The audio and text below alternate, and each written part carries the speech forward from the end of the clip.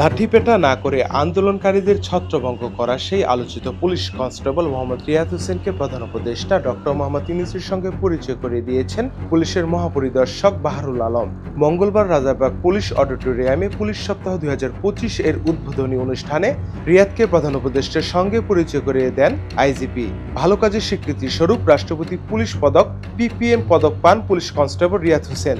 সেই মুহূর্তের ছবি জুড়ে দিয়ে কনস্টেবল রিয়াদ হোসেন নিজের ফেসবুক পেজে একটি স্ট্যাটাস দিয়েছেন।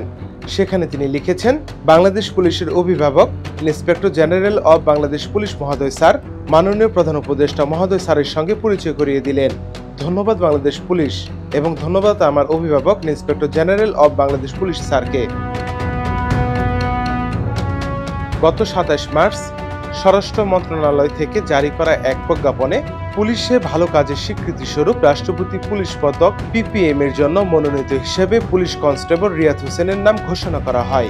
তিনি ঢাকা মেট্রোপলিটন পুলিশে কর্মরত। প্রজ্ঞাপনে বলা হয়, 2025 সালে নাগরিকদের প্রতি সম্মান প্রদর্শনের মধ্য দিয়ে জনশৃঙ্খলা রক্ষায় অভিনব বুদ্ধিদীপ্ত পুলিশিং কৌশলের স্বীকৃতি হিসেবে পুলিশ সদস্য রিয়াদ হোসেনকে রাষ্ট্রপতি পুলিশ পদক পিপিএম সেবা প্রদান করা হলো। নাফিউল ইহসান, দৃষ্টি 24।